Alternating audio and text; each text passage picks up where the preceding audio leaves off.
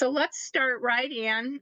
Um, this is Carl and Sophie. In some ways, they look like any other family, and they sure very much wished they could be like any other family. But here's what's happening between them. Sophie says, when your kids are here, I'm invisible. You give them your total attention. It's like I don't even exist. And Carl says, but they're my kids. What do you expect? And Sophie says, I expect you to treat me like you care about me. Honey, it's not that I don't care. Carl, your daughter treats me like a piece of furniture, if that. She is a rude brat, and you don't do a thing about it. Oh, Sophie, Sophie, how many times have I said, don't make me choose? And now Sophie's starting to cry. Why not? I'm your wife. Why can't you choose me? And Carl slumps in his chair and he says, every time we talk about something, you lose it. And Sophie's starting to cry and saying, every time I try to talk about things, you just get so defensive. So my hunch is some of you recognize this conversation. Um, this painful conversation is happening because Carl and Sophie are in a different kind of family. They live in a step family.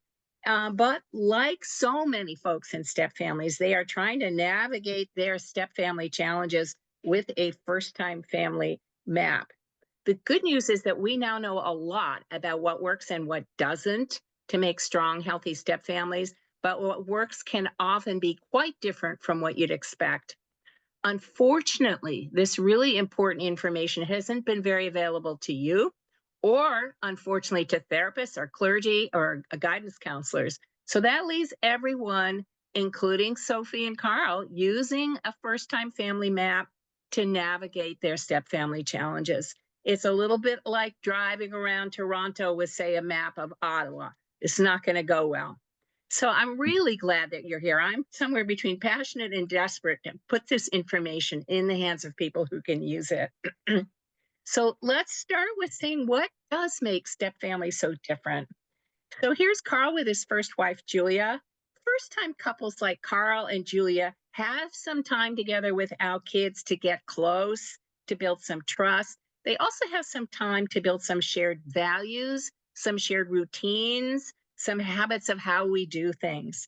And in a first time family, children enter what is usually the already established couple relationship.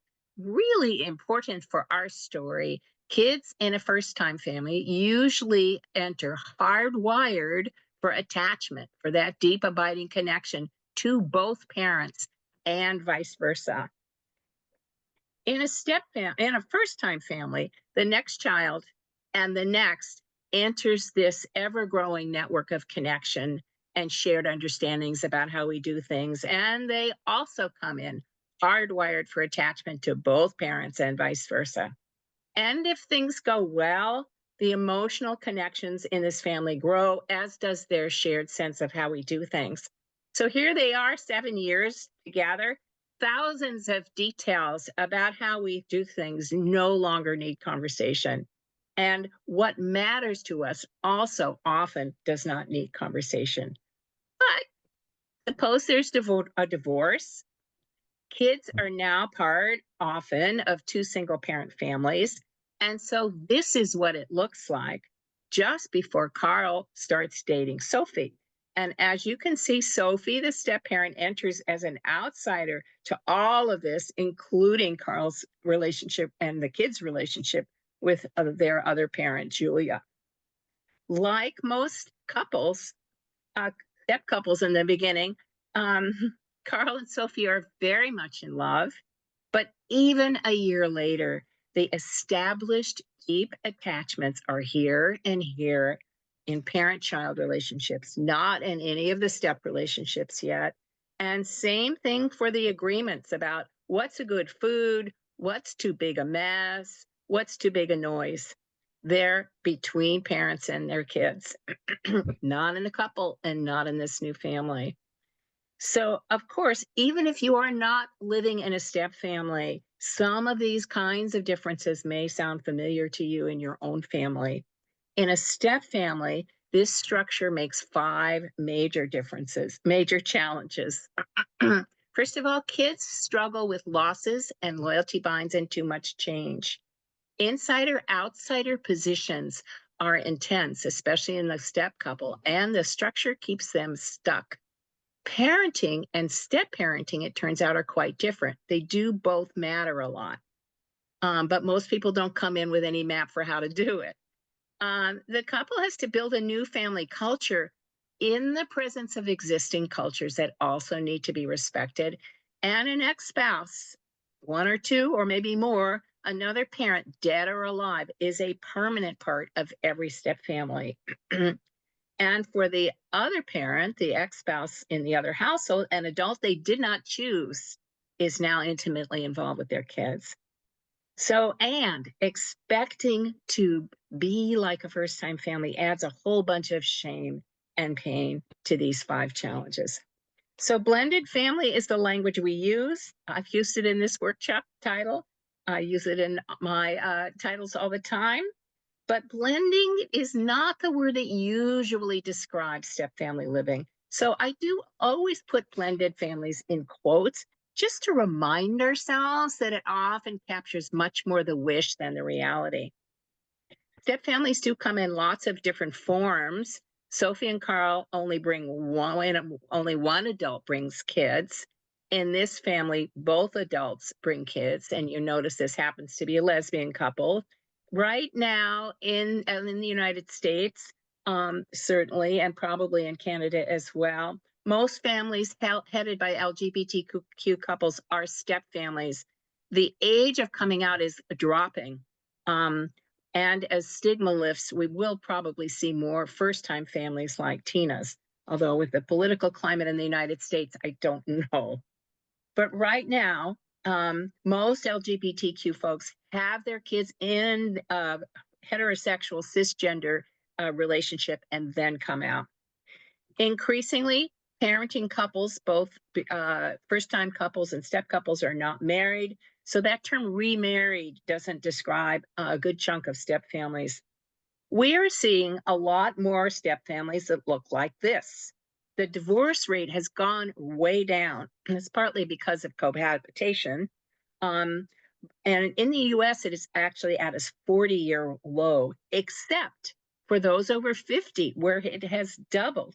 This is happening everywhere. So we're seeing a lot of these later life gray recouplers. And some of these folks may be your parents.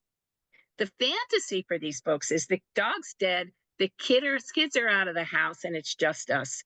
But here's the reality. And if you are the adult child of one of these gray recouplers, you know that this impacts you. The challenges are often very similar to younger step families, with the addition of several generations of relationships.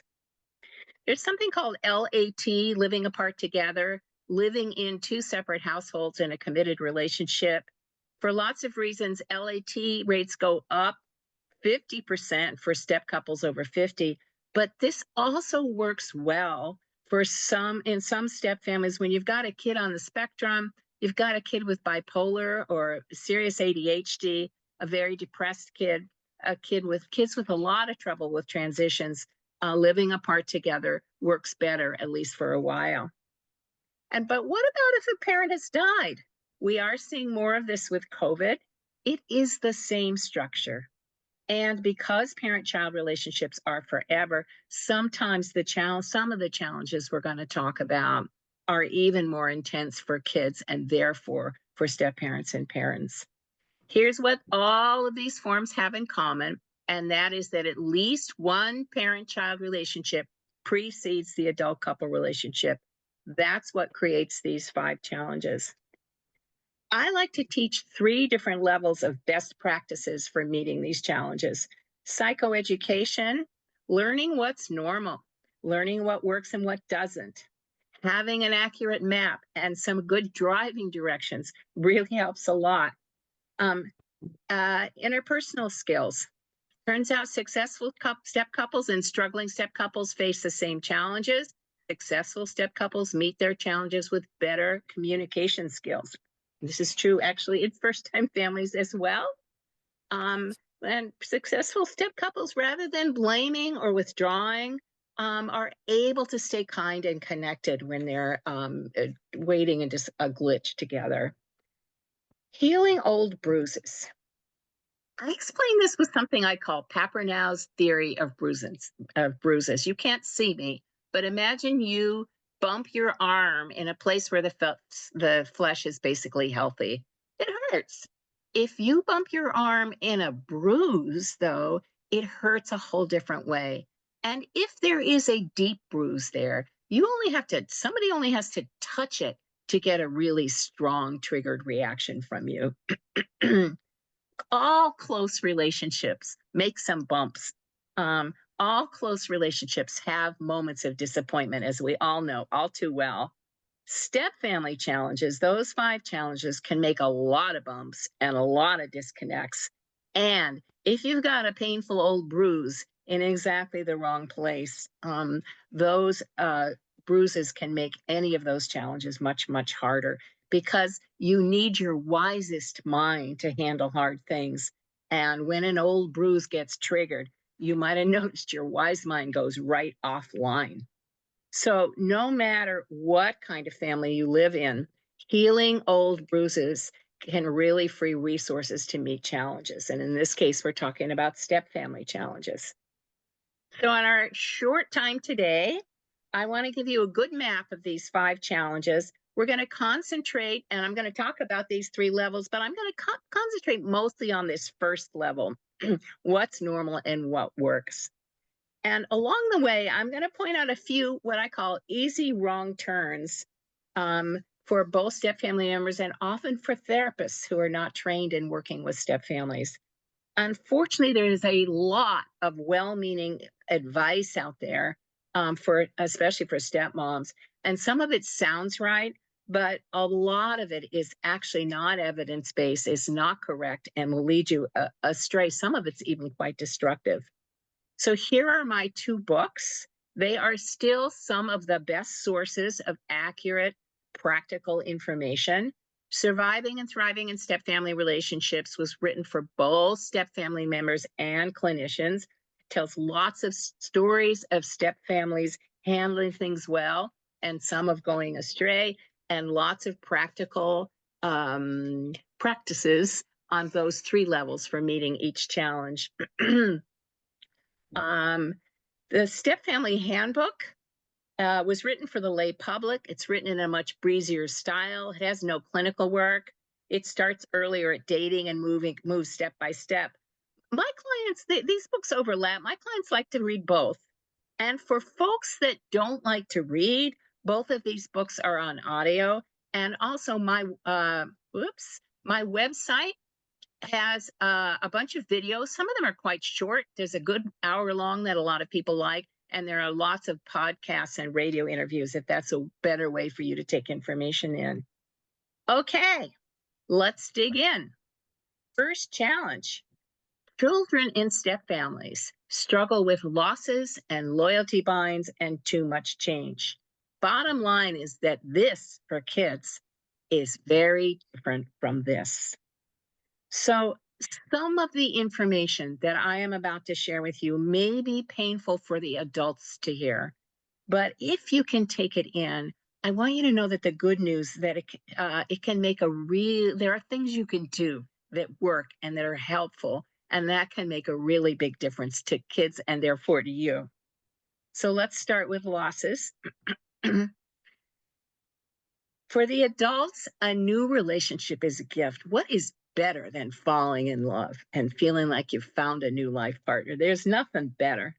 However, for kids, including, by the way, adult children, mom or dad's new relation very often adds a whole bunch of new losses. And this is on top of the losses of divorce. It turns out in study after study, we find that when parents recouple, kids lose parental time and attention. Why is this? Well, first of all, adults are just as nuts as any teen when they're in love. They text during dinner, they text during homework, they talk on their cell to their sweetie on the way driving kids to school. And that's really lonely for kids. And then when the step parent is around more, That makes yet another whole raft of changes, and kids feel their parent turn towards their new sweetie. Zoe says, "It used to be just us. Now she's always here." So she's lost her dad. Um, and that's really hard for adults to get because they're in love. Another issue for kids is loyalty binds. For Zoe and Alex, if I care about my stepmom, Sophie, am I disloyal to my mom, Julia? Loyalty binds, especially in our Anglo culture, we assume a family is two parents and kids, with a pretty firm line around. In other cultures, there's much more openness to parenting across household boundaries. But in this culture, that's, quote, a family. That makes it easy, or harder, I think, for in this culture to have really positive post-divorce co-parenting relationships. But in most families, if the adults are supportive of each other, loyalty binds do soften over time. However, if the adults are bad mouthing each other, this is what happens to kids. Loyalty binds become unbearable for kids. In fact, we'll see that the worst predictor of poor well being for kids is tension and conflict between their adult caregivers. And that's in first time families as well. So, if mom is having a really hard time leaking her pain onto Zoe, Zoe might not be able to look at her stepmother without feeling disloyal. Her brother Alex is going to be available much earlier. And by the way, Zoe not being able to look at Sophie is going to be very, very painful for Sophie. And we're probably going to need to help Carl understand that because Carl doesn't have that experience. Change. It turns out that for lots of kids, the adjustment to step family is actually harder and takes longer than the adjustment to divorce. And as the rate of and amount of change goes up, kids' well-being goes down. This is a study that looked at lots of different studies, so this is not just one study. But when adults are thrilled, they naturally want to move forward, and it's often at a pace that's much too fast for kids. And just to note, new step couples are often very physical. It's wonderful for the adults. And parents often say, I want to show my kids a positive relationship.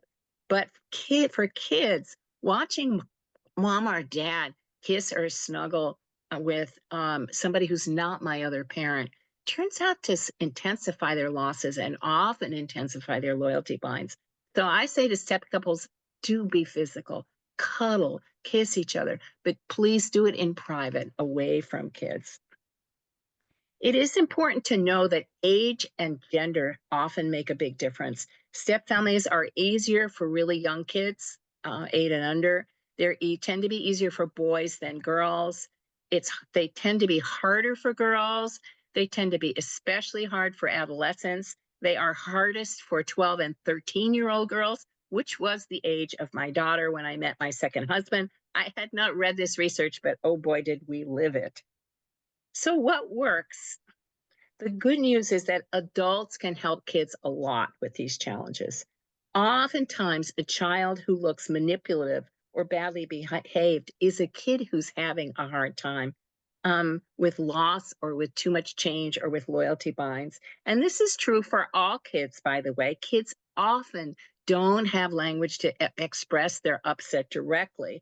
So, what they do with their feelings is often pretty tough on adults. One thing that helps a lot in step families is to carve out regular, reliable parent-child time without the parent. For some kids, without the step parent, sorry. For some kids, just increasing that regular, reliable parent-child time can stop depression or ease depression and acting out. Important that this is not multitasking time. This is a time when parents can pay full attention. And in fact, all kids need what Ron Taffel calls sacred in between time. Time when parents can pay full attention, can connect and tune in without correcting or nagging or multitasking. And so we all need to be looking for these kinds of times with our kids.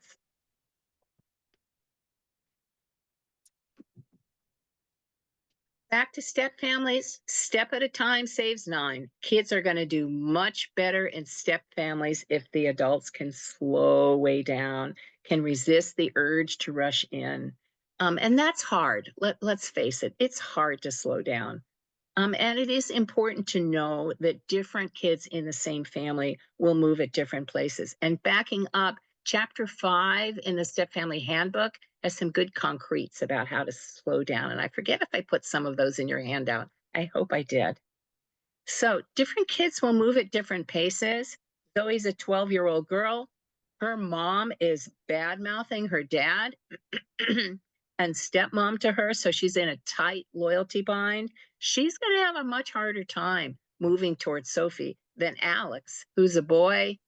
He's younger and he's not in such a tight loyalty bind. He's going to be available to his stepmother earlier than Zoe is. Zoe might need less family time and more one-to-one time with her dad. A really easy wrong turn. I hear it all the time. Couples therapists will often say to step couples, make your relationship primary. If the couple is okay, the kids will be okay. There is some truth to that in a first-time family. However, it is very important to nurture the adult step couple relationship. But in step families, kids do better when they also have very warm, strong parent-child relationships. So in step families, especially, very important that it is both and, not either or. Successful step couples of all ages nurture both parent-child relationships and couple relationships. And one thing for step parents often need a break. We're going to talk a bit in next about being an outsider. Step parents are stuck outsiders. We're going to talk about that in a bit. But step parents use that parent-child's time to do something for you. Take a long bike ride, join a volleyball club, go see your friends, take a lovely bath. Easing loyalty binds, it's also really key, really important not to put kids in the middle between caregivers. Don't pass messages through kids. Complain about your ex or your current partner to your friends, to your barber, to your hairdresser. Do not complain to your kids about your ex or about their step parent in the other house or about your partner. And complain to your partner, but behind closed doors and quietly. This is true in first-time families as well. It is not divorce. I'm going to repeat this a few times. That is the worst for kids. It is adult tension and conflict. Kids with divorced, low conflict parents are doing significantly better than kids with high conflict, never divorced parents. So back to kids. Loyalty binds talks. This is handout number 6, can sometimes help. Carl can say to his kids, sometimes having a mom and a stepmom can be confusing. And by the way, if he's saying this to a teenager, which is Zoe, teenagers want to believe they know everything. So I suggest with a teenager, you start with, you probably already know this, but just so you know that I know, your mom's place in your heart is permanent, like the sun, like the mountains. And her place in your heart is permanent, like the sun, like the mountains. I chose Sophie, not you. I hope you come to like her. But even if you do, it will be in a different place in your heart. Anybody, by the way, can do a loyalty bind talk. Parents, step parents, grandparents, teachers, neighbors. A loyalty bind talk, though, is going to make more difference to Alex, who has less of a loyalty bind than Zoe, whose loyalty bind is very, very intense. On this interpersonal communication skills level, there is often a big piece of work on this level for parents. The best medicine for an upset, dysregulated kid is a grounded, calm, empathic adult who really gets it. And if you think about it, the same is true for us adults. If we are upset, the most comforting thing is not an explanation or a fix it. The most comforting thing is the other person gets it. But that's easier said than done for all parents. First, it requires as parents that we turn towards our children's pain. And we often just want to get rid of it or fix it. So when Zoe says to Carl, I hate Sophie, that is going to want to say, but Sophie's a nice person. What Zoe most needs is, sweetie, sounds like you're having a tough time. Tell me more. And then for dad to listen and empathize. This is still one of my favorite books about parenting. It's old. It's also on audio tape. Great step-by-step guide to this kind of tuned in parenting. And the second half is about good, calm limit setting. Okay, we're on to our second challenge. Insider and outsider positions, especially in the step couple, are intense, and the structure keeps them stuck. Remember, in step families, the older, stronger attachments are between the parent and his or her kids, and so are the agreements about what's a loud voice and what's okay to have for breakfast. They're between parents and kids. So here's how it plays out. Oh, you can't see me. Well, imagine that you can see me. And I'm looking at you. You all are Sophie. I'm Carl. And you have finally got a moment with me. And you and I are talking. We're facing each other, even though you can't see me on the screen. We're going to learn in a moment that step-parent, step-child relationships are very important for kids. However, parents are the secure base. Parents are the comfort. So you, Sophie, finally have my attention. My daughter, Zoe, is on the bus, and she either made the soccer team or she didn't make the soccer team. And the person she wants to share this news with is me, her parent. So we're talking. Zoe bursts in the door. She says, Daddy, Daddy, Daddy. And imagine that you can see me. I'm going to turn away from you towards my daughter. That does not feel good. And it happens over and over and over for step parents. There's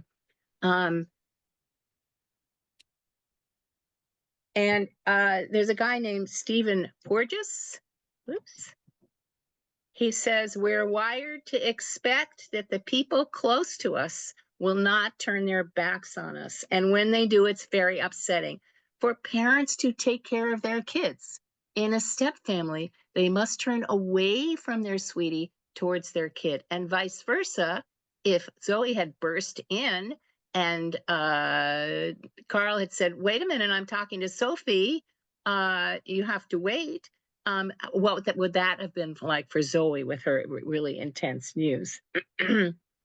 So in step families, parents are stuck outsiders day in and day out. It's pretty normal when you're a stuck outsider to feel invisible, and it's sometimes you even feel rejected. Parents are stuck insiders. When he turns to his sweetie, he turns his back on his daughter. When he turns to his daughter, he turns his back on his sweetie. And sometimes to keep the peace with his ex-wife, his sweetie is miserable, or vice versa. So stuck insiders are constantly torn between the people who are important to them. Stuck insiders often feel anxious and inadequate, and that can make them pretty defensive at just the moment sometimes when a stuck outsider step parent really wants them to hear. And to hold them and comfort them. Some of you probably have stuck insider-outsider relationships in your own families, even if you are not a step family. In double families, oftentimes one of the adults is more of a stuck outsider and one is more of a stuck insider. You'd think it'd be equal, but it isn't. In this family, both Tina and Olivia have kids, but Olivia's daughter is 6. She's an outgoing kid and a young kid, which is easier in becoming a part of a step family. She's pretty friendly and playful with her stepmother, Tina. So when the three of these guys are together, Lisa's still closer to her mom than she is to Tina, but Tina feels seen and engaged and played with. Tina's son Tommy is a very, very different story. He is an adolescent. What happened to that one? Um, a much tougher age for entering a step family, and he's really shy and noisy. Lisa and her mother are way overwhelming for him. In fact, Tommy doesn't need a new step family, a new family at all. He needs time alone with his mom. And Tina gets this. She spends a lot of time with Tommy, and that helps Tommy a lot in this new family. But when Tommy's in the house, Olivia becomes an almost completely stuck outsider. Tina's now the stuck insider. Other forces can make these insider-outsider relationships more intense. In this family, Tina's been out since her teens. Her family is now accepting. She's very connected in the gay community. And so when Lisa and her mom need to spend time together, Tina has plenty of other places outside the family to turn. However, Olivia came out just a few years ago from a heterosexual marriage. Her Catholic family is very rejecting. So when Tommy needs his mom, Olivia has no other places to turn to. So making sure that this couple does carve out special couple time and helping Olivia feel gotten and held by Tina will help a lot. And we're also going to help Olivia get more connected in the gay community. And important to know that kids can be stuck insiders and stuck outsiders also. Lisa lives in this family almost full time. Tommy lives half time with each of his moms, and he comes in each week as an outsider. Plus, remember, Tommy's very shy, and his step sibling, Lisa, has much more time with his mom than Tommy does. Outsiders like Tommy often feel like they'll often say, I don't belong. And his mom wants to say, well, yes, you do. But what does Tommy really need? He really needs, oh, yeah, say some more, sweetie. That must be tough. So, what works to meet these insider outsider challenges? First, on that psychoed level, it is really helpful to know that these painful insider outsider feelings aren't happening because you're failing or you don't love each other. They're normal responses to step family structure. And again, one key for meeting this challenge is lots of one-to-one time throughout the family. Again, step families do need to spend time doing fun things together, and they need time for the adult step couple to really turn towards each other, time for the parent-child, where the child feels fully connected and the parent doesn't have to whip their head back and forth. And as we're going to see, step-parent, step-child time is also important together to build their new relationship, because when parents are present, parent-child relationships dominate and step-parents get pushed to that outsider position. Just a bit on this interpersonal level. For step couples, staying connected across this insider-outsider divide is really hard. You need to find ways to pull each other close when it's easy to push each other away. Again, successful step couples have the same challenges as struggling step couples. They have better communication skills. And handout number 2 lists a bunch of them. A lot of them are taken from the work of John Gottman, who's done a huge amount of research on what he calls master couples versus disaster couples. And unlike most researchers, he's shared it with the rest of us. So here are a few of my favorites. As you're watching, take a look. Notice if there are 1 or 2 you do well, congratulate yourselves, and pick 1 or 2 you could work on. So here they are. Take a breath. Gottman says the most important interpersonal skill is self-regulation. Soft and kind works better than hard and harsh. I can even say to my husband, honey, you're an asshole. And it's sweet, right? Gottman says kindness is a muscle. It needs to be exercised often. And I'm going to add, especially when you're in the middle of a glitch or a difference. When you're upset, negative criticisms come easy. Keep your mouth shut until you can make a positive request. Now, a positive request is going to feel more vulnerable, but it's going to be much more effective I mean, which would you respond better to? You never pay any attention to me, or gee, I'd love a hug. Which would be easier to respond to? Stick to iMessages. Most of us have learned this at some point, but it's real easy to label. You messages come real easy. How easy for Sophie to say your kids are slobs. It would be a lot easier for Carl to respond to, sweetie, I'm feeling really overwhelmed by the dishes in the sink. Can we figure out what to do about them? Really important one is 5-to-1 positive to negative. Successful, what Gottman calls master couples, have a ratio of 5 positive moments to 1 negative. And I tell my couples count, look, and a positive moment might be you look at your partner, it might be a touch, it might be a sweet compliment, it might be a little text during the day. Um, Repair early and often. And a repair is not, gee, I'm sorry I was sharp, but it was because you were. A repair is, I'm sorry I was sharp. Sentence stems are really good workaround. It would really help me a lot if it's hard for me. I love it if I make a good end run around bad communication practices. So again, pick one of these, highlighted it, put it in your phone, and try working on it. In whether you're a first-time family or a step family, lots of my clients will say, "But it's the truth. Why do I have to say it carefully?"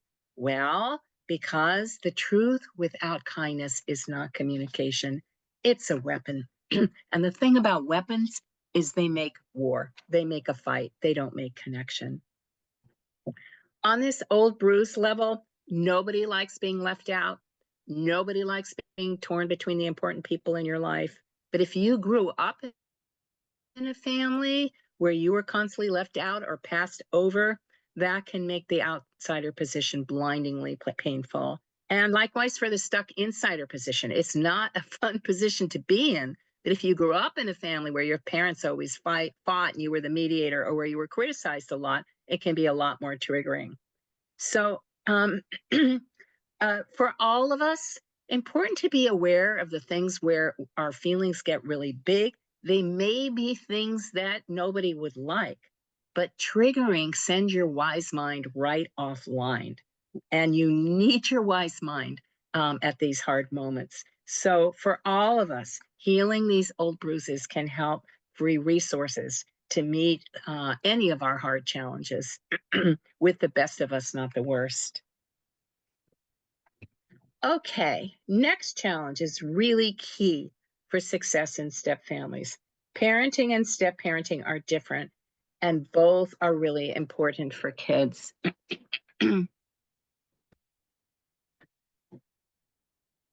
This cool parenting styles chart helps frame the challenge.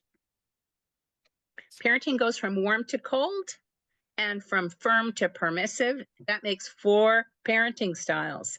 Authoritative parenting, that upper left, leads with warmth and compassion and still sets firm limits calmly. I know you really don't want to go to bed, honey. It's bedtime. Authoritarian parenting is go to bed or else. Permissive parenting is, oh, sweetie, whatever you want to do. Disengaged parenting is, oh, it's bedtime? I have a kid. This upper left, authoritative parenting, also called positive parenting, we have lots of research that it makes much better outcomes for kids on every measure we ever would care about. Because this challenge is so very easy to go wrong with awful consequences in step families, I'm going to start with what works, and then we'll go back to what makes this so hard. So here's what works for parenting, step parenting, and discipline in step families. We have lots of good research about this. Step parents often expect and feel pulled to take a disciplinary role. We have decades of research, probably 30 studies. Parents need to retain the disciplinary role. And what works for step parents is to focus on connection, not correction. Make relationships before rules. Try to lead with warmth, not control. Concentrate on getting to know your stepkid. And one way to do this is to find fun activities to do one-to-one without the parent. And in fact, shy Tommy loves basketball. Olivia was the captain of her basketball team in high school, and shooting baskets together turns out to be a way for these guys to begin to build a relationship. Really important, we have lots of research that authoritarian, hard and cold parenting by parents is bad for kids. That's this upper right, high control, low warmth. Authoritarian parenting by step parents is almost always toxic to step parent stepchild relationships. Unfortunately, it's really easy for step parents to slip into. Over time, once kids have built a caring, trusting relationship with their step parents can sometimes move into authoritative, warm and moderately firm discipline. Again, it's that upper left, it's not the upper right. That is more possible with younger kids. It's less likely with older ones. And even authoritative limit setting by step parents too early can backfire in step families. And really important to know there are lots of happy, thriving step families where step parents don't have any disciplinary role. And this is especially true when kids are older when they start. Very easy wrong turn. Parents are often told they should back up the step parents' discipline.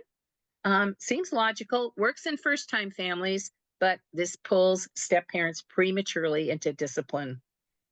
Successful step parents do talk, successful step couples do talk a lot about parenting and disciplines, but step parents really need to have a voice, and they often have a lot to add. But generally, step parents have input. Parents have final say about their own kids, and it is the parent who will usually actually set the limit. So now that you know what works, let's look at what makes this challenge so hard for step couples. I've now taught all over the world. Step parents everywhere want more limits and boundaries with their step kids. Parents everywhere want more love and understanding for their kids. So step parents think parents are wimpy, and parents think step parents are overreacting. How many of you in step couples have had this conversation? And why is this? Well, parents have that experience in their bodies of adoring their kids and feeling adored by them. That actually neurobiologically makes kid behavior less upsetting. And they have shared ideas about mess and noise. Step parents do not have either. So for step parents, kids' behavior is often more upsetting than it is for parents. And how much easier, how much harder for Sophie if the kid who left the mess in the kitchen is Zoe, who barely says hello to her. When this goes badly, parents and step parents get pulled to opposite corners. Sophie says, your kids are slobs. Carl says they're just being kids. Sophie gets more frustrated and more harsh. Carl gets more protective and more permissive. And step parents get pulled into this authoritarian corner, just the absolute worst possible parenting style. Well, not the worst possible, but one of the worst for step kids. And parents are pulled down here into permissive parenting when what kids need from parents is authoritative, warm and firm parenting. And what they need from step parents, actually, we could rename this quadrant for step parents as supportive. They need high warmth and low control. When this goes badly, I call it the polarization polka. And Sophie and Carl, not surprisingly, are really caught in it. When this goes well, step parents can often help parents pull up into a little more firmness, and parents can help step parents pull over into a little more warmth and understanding. So here's what it looks like. I call that a collaborative cha-cha. And here's what it looks like in this family. Olivia's daughter, Lisa, has a set of chores. She's expected to take her plate to the kitchen, stick around and help out with the dishes. Tommy has no chores. He leaves his dishes on the dining room table, dives back into his room. Olivia is not happy about this, but She waits for a moment. She waits for a quiet moment. And then over coffee one morning, she takes her sweetie's hand and she says, honey, I have a request. We asked Tommy to pitch in and do the dinner dishes. What do you think? And Tina sighs and says, I don't know, sweetie. He's so overwhelmed with this new family. I hate to ask another thing of him. I'm afraid he'll just stop coming over. Olivia's really disappointed, but she takes a breath and she takes another breath and they keep coming back to it. And she says to Tina, I know, I still think we can ask a little more of him. Don't you think? Let's keep talking. And they do keep talking. And after a few conversations, Tina finally says, well, I do kind of wait on him hand and foot. And they laugh. And Tina says, how about we start by just asking Tommy to clear the table? And Olivia says, deal. And notice stepmom has pulled mom into a little more firmness. Mom has pulled stepmom into a little more understanding of where Tommy's coming from. And it's Tommy's mom, Tina, who will say to Tommy, I'd like you to start doing the dishes. I'll help the first few times. Here's some really good news. Positive step-parent, step-child relationships matter a lot. They're linked to much better physical and emotional health for kids and better couple relationships. We're learning also that there is a very wide range of step-parent roles that work as long as step-parents lead with warmth and not control. In this set of studies, there were a whole bunch of step-parents who were very emotionally involved. Actually, it was not a whole bunch. It was the minority who were very emotionally involved, much like a parent. There were a whole bunch who were primarily helping with academics in school. And there were a bunch who had very warm, friendly, what Todd Jensen calls casually connected, friendly relationships with everyday talk about school and sports and boyfriends. This whole range of positive step-parent, step-child relationships is linked to higher well-being for kids. So it's not just a close parent-like relationship. What doesn't work is that high control, low warmth authoritarian that we just talked about. And also very cold, very distant step-parent, step-child relationships are not so good for kids. On this skills level, successful step couples do work as a team. They have to talk a lot about parenting and discipline. But as you can imagine, to do it well takes good skills. Same list. And here's another of my favorites. I call it soft, hard, soft. Think for a moment of something hard you might want to say to somebody in your family. Just think for a moment and see if you can pull one up. And now, before you imagine saying that out loud, take a moment and look for something soft. And it might be expressing your caring. It might be, we can do this together. It might be giving positive feedback. I know you're working on cleaning up more. It might be empathy. I know you're not used to doing this. So see if you can pull up a soft. And now imagine saying that hard thing. So you're going to start with the soft. You're going to say the hard thing, but with that same soft energy. And now add another soft. I call it a reverse Oreo cookie. And a lot of my clients can do this on their own at home. It's important to know that step parents do not have to stay silent when they're upset with their stepkids. They do have to express themselves kindly in ways that build connection, not disconnection. And again, it takes some muscle. What comes easily is stop that behavior right now. That may feel good to the step parent, but it's a road to misery for step parent, stepchild relationships. Again, same list of skills. Please do take a breath. Calm down first. If you haven't calmed down, don't start. All of these, any of these, you'd be welcome to pick off to try. Repair is very powerful for step parents. Step-child relationships often have turning points way down the road, and repair is one place, one way that makes turning points. I'm so sorry. I'm aware that I did such and such to you. Sentence stems are always there to help out. And of course, there's soft out, soft. Okay. Let's quickly look at this fourth challenge. New step families do need to build a shared culture, but they've got already existing cultures that they have to respect. The shared understandings about what's ordinary, what's rude, what's ordinary behavior, kid behavior, and what's rude behavior are not in the couple. They're in parent-child relationships. So this family has its first Christmas together. Sophie happily hangs white lights on the Christmas tree. Zoe is used to colored lights. It is just one too many changes. She bursts into tears, runs to her room, slams the door, and refuses to come out. Sophie thinks Zoe has ruined Christmas. Carl gets his daughters upset, but he's frozen in his insider position. Zoe's left in her room crying, and so she calls her mother, and she and her mom agree that Sophie is a witch. Not so good. If this went well, Carl pulls Sophie maybe into the pantry and gives her a hug, again out of kids' eyesight.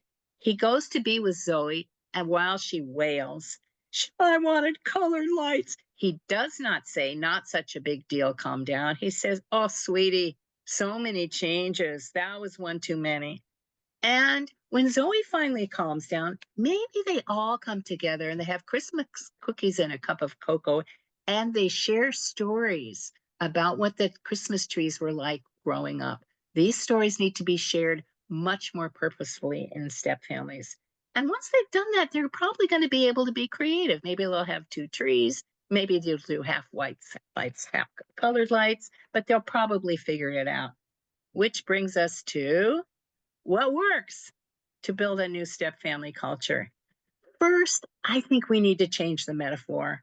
Making a step family is not usually like blending a smoothie. It's a lot more like asking a group of Japanese and a group of Italians to come together and uh, uh, make a family. Um, and a new us is going to have some that's new to all of us. It really helps to include something from each culture. It really helps for kids and step families to have input. It means a lot of asking and a lot of listening, and it's going to take time, sometimes lots of it, and a lot of negotiation. And really important to know that when you've got two different cultures, you're going to have a lot of learning by goofing. It doesn't mean that I did something terrible. It means I didn't know. And it's disappointing, but how to stay curious at these moments. All of us have this experience, by the way, of learning by goofing in our regular relationships, step family or first time family. In step families, again, really important to take new things one step at a time. Remember that as the pace of change goes up, kids' well-being goes down. Um, and that means you're going to keep some familiar routines in place, which means you may have two sets of rules. And in this family, Tommy is allowed to drink Coke with his meals. Olivia wants Lisa to drink milk. Lisa says to her mom, that's not fair. And Olivia says calmly, yep, these differences are tough, huh? Where Tommy comes from, they drink Coke with meals. We drink milk with meals. When you grow up, you can decide which is better in your family. Easy wrong turns. Step couples and double families are often advised to make a whole new set of family rules. This sounds logical, but it's too much change too fast for kids. And it's a little like trying to solve those differences between Japanese and Italians by having everybody eat pasta with chopsticks. It's really going to make much more misery than unity. So I suggest begin with two or three important shared rules. And start with rules for civility and safety for everybody. Fifth challenge. I'm going to get through this in fast enough so you can ask some questions. And by the way, you may want to start filling out your questions in your index cards and passing them to, I assume you've got some runners who will pick them up. And again, feel free to fold them if you want them to be private. Last but not least, there is another parent, dead or alive, outside the family who is a permanent part of all step families. We do see somewhat poorer outcomes for kids of divorce. However, it turns out it is not divorce that makes a difference. You've already seen this slide. Kids with divorced, low conflict parents are doing better than kids with high conflict, never divorced parents. We have 50 years of research about the impact of adult tension and conflict on kids of all ages. Um, so the research, and this is research actually from first-time non-clinical families, even moderate tension in parental relationships lowers kids' attention, it lowers their academics, and it compromises their immune systems. It turns out that tension makes for sleep problems, and those sleep problems result in all of this. So what works? Adults in all families, both first-time families and step families, need to pay attention to the level of tension and conflict we're exposing kids to, and this includes adult kids, with the same attention we pay to blood pressure. We notice our blood pressure. If it goes up, we do something about it. So again, first-time family or step family, protect kids from adult tension and conflict. Don't argue in front of kids, especially turns out to be hard when you argue about kids in front of kids. We know that very cooperative post-divorce co-parenting is the best for kids. It can sometimes be a little hard for step parents, but it's much better for kids. Low conflict parallel parenting is next best. The rules don't have to be the same, but the adults need to be respectful. So Tommy says, Mama lets me watch TV on school nights. And Tina says, yep, in Mama's house, you watch TV on school nights. In this house, we only watch on weekends. When you grow up, you can decide which is better. She does not say, your mama never did put you to bed on time. She always let you watch TV. She says nothing nasty about his other parent. The exception here is special needs kids. Kids on the spectrum, a kid with ADHD, a very depressed teen. These kids need more cooperative, more consistent co-parenting across households, and even more protection from adult tension. Really important to remember that recoupling can be very, very hard for the ex-spouse parent.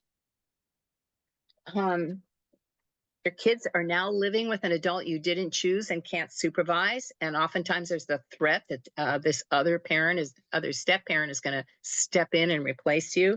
One of the things I suggest is reassure the ex. One thing you can do is share the content of loyalty bind talks. Carl or Sophie can write to Julia, and actually handwritten notes are really powerful right now, and say, this is what we're saying to the kids. What we're saying to the kids is you have a permanent place in their hearts and in their minds. And we hope they come to care about Sophie. We hope that Sophie will be a addition to them, but she'll be in a different place in their hearts. She will never, ever, ever replace you. Navigating different value systems between houses in ways that don't tighten loyalty binds. This has become much more intense recently, certainly in the United States. A colleague's 10-year-old daughter comes back from her mom's house and says, gays are an abomination. And my colleague says, calmly and very lovingly, that's what one side of your family believes. There are lots of different beliefs and opinions. Here's what we believe. We believe gay and lesbian and transgender folks are people just like us, like our friends Ella and Jane and our friend Tom. We want you to have your own opinions and beliefs, and we all agree to treat people as you want to be treated. So very quickly, if a parent has died, we're seeing more of this since COVID. Step parents often expect and are expected to replace a parent who's died, especially stepmoms who then feel like they're failing. And stepmoms are failing because kids mostly do not want a replacement. Unless kids are very, very young, they do not want a replacement. They need a lot of support to grieve and honor and remember their missing parent.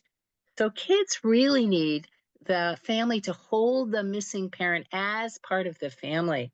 Ask kids, where do you want to keep the photos? Let's plant a tree or a bush, and we'll take care of it together. That makes you remember your mom or your dad. At birthdays and holidays, what would have mom have done? What do you want to include from your mom? In your resource list, This title of this book says it all. Step Parenting, The Grieving Child, Cultivating Past and Present Connections with Children Who Have Lost a Parent. It's one of the few really good trade books out there. And one of the things that adults need to get is that grieving the loss, especially the loss of a parent, is not something you get over. It is something you live well with. And this is a wonderful, I think it's about a 30-minute YouTube video about grief and loss with Pauline Boss. So act alive ex-spouses on this level on behalf of kids. We have got to use our very best skills with ex-spouses, even in situations that pull for our worst. The more provocative the ex-spouse, the more wise and strategic our responses need to be. Here are some good books. Biff, the first one, is really short. A lot of people really like it. Okay. Let's see what else I want to say to you. Sometimes, by the way, a step parent can be a really good resource for handling issues with an ex-spouse. If the partner, if Carl is getting really, really, really triggered and Sophie is less triggered, Sophie actually may be able to negotiate with Julia better than Carl can. So do, again, fill your index cards out and pass them in. And I want to just give you one more thing, which is, what do Carl and Sophie look like when they have met their challenges? Here they are as a new step family. The strong attachment bonds again, and the shared understandings are between parents and kids. Carl and Sophie have no map. So although this is normal, they're straining to blend, and they think they're failing, and they're feeling awful, and they're both feeling really alone. Alex is somewhat available to Sophie, but Zoe's strong loyalty bind with her mom and her close relationship make her extremely distant with Sophie. Sophie's arrival on the scene has created some anxiety for Julia, and that is upped the tension between Carl and Julia also is confiding her upset to Zoe. Alex is doing okay, but Zoe's feeling alone and depressed. She really needs her dad to get how hard this is for her rather than to tell her that everything's fine. And because her loyalty bind is so intense, she is much more distant with Sophie, and her behavior is much more triggering for Sophie. So Sophie has stepped into a harsh disciplinary role with Zoe, which is making things much worse. Zoe really needs some time alone with her dad. And Sophie needs her sweetie to get just how hard Zoe's distancing is for her. Which brings us to the fact that their lousy skills, their lack of a map, plus their lousy skills for handling their differences and their upset is keeping them mired in conflict at moments when they really, really need each other and need to be reaching for each other and listening to each other. So here they are 7 years down the road. They've gotten some good help. They've both learned to reach for each other instead of withdraw or clobber each other. And so the connection between them is strong and getting stronger. And they still have differences, but they have a much more shared sense of how we're doing things between them and also in the family. They're doing fun things as a family. They have some routines and rituals. They have a ritual now for Christmas. They actually do have 2 Christmas trees, one with white lights and one with colored lights. And Carl spends regular one-to-one time with each of his kids a couple times a week. And Sophie uses that time to go off with her friends, and she's been taking a French course. Typical in this very healthy step family, Carl is closer to his own kids than Sophie is. The relationship between Sophie and her stepson, Alex, is getting stronger. She has that very emotionally involved, more parent-like relationship with him.